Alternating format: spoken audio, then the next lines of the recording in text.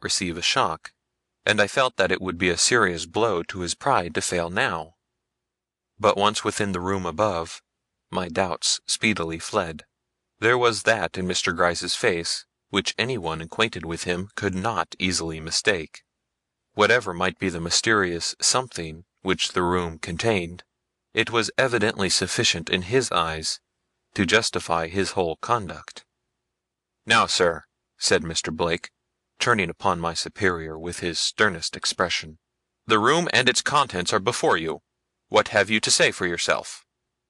Mr. Gryce, equally stern if not equally composed, cast one of his inscrutable glances round the apartment, and without a word stepped before the picture that was, as I have said, the only ornamentation of the otherwise bare and unattractive room.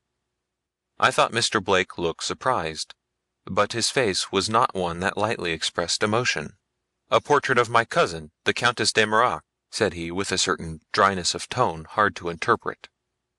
Mr. Gryce bowed, and for a moment stood looking with a strange lack of interest at the proudly brilliant face of the painting before him.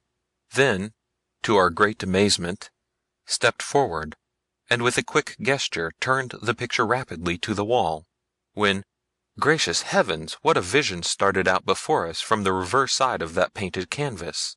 No luxurious brunette countenance now, steeped in pride and languor, but a face.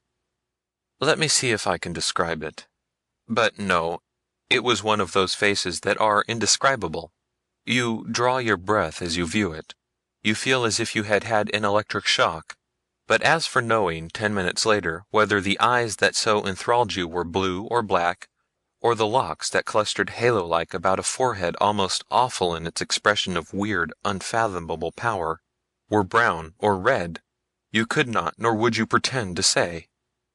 It was the character of the countenance itself that impressed you. You did not even know if this woman, who might have been anything wonderful or grand you have ever read of, were beautiful or not. You did not care.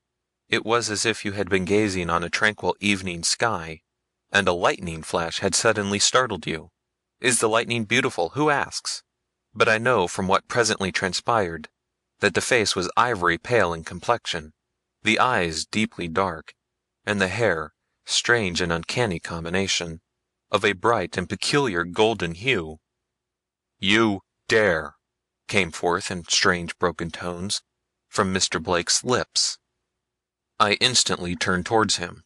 He was gazing with a look that was half indignant, half menacing at the silent detective, who, with eyes drooped and finger directed towards the picture, seemed to be waiting for him to finish.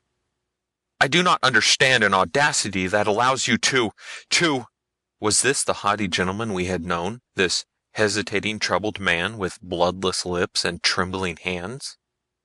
"I declare my desire to justify myself," said my principal with a respectful bow. "This is my justification. Do you note the color of the woman's hair whose portrait hangs with its face turned to the wall in your room? Is it like or unlike that of the strand you held in your hand a few moments ago? A strand taken, as I swear, hair by hair from the comb of the poor creature who occupied the room above.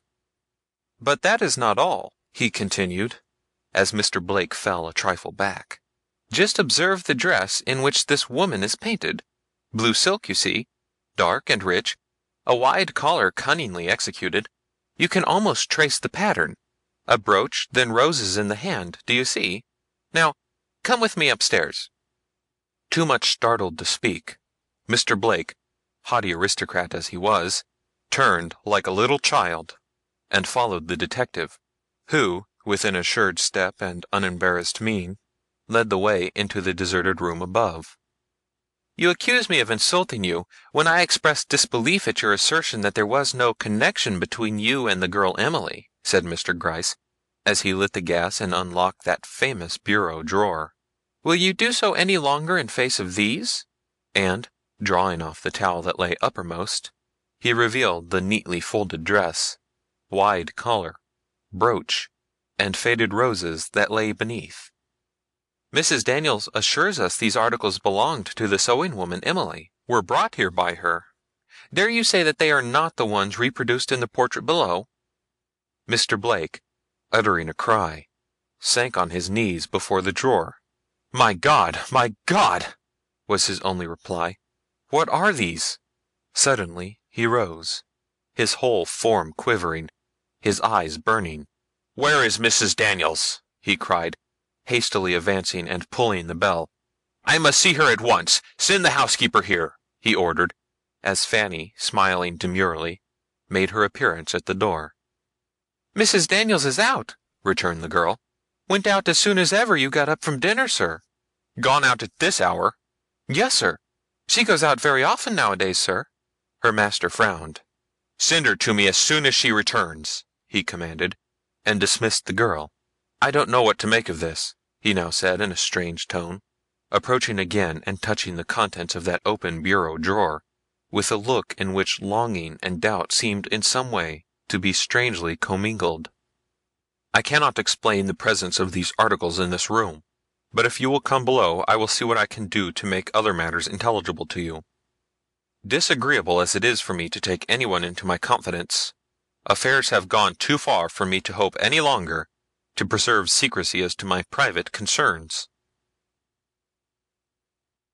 End of chapter 10.